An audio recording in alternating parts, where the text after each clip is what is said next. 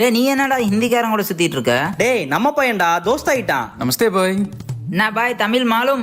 நகே அண்ணா தோடா தோடா. டேய் தமிழ் அந்த அளவுக்கு தெரியாதடா, கொஞ்சம் கொஞ்சம் பேசுவானா புரியும். சரி வாடா டீ கடைக்கு போலாம். அரே பாய் தீன் சாய். போலோ அண்ணா. ஆமா எந்த ஊருக்காரன்டா நீ?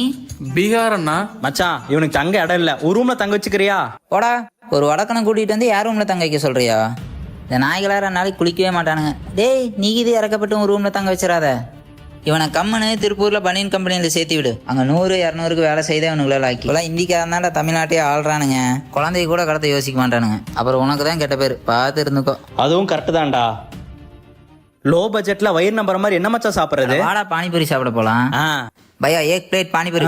ஏய் நீயா?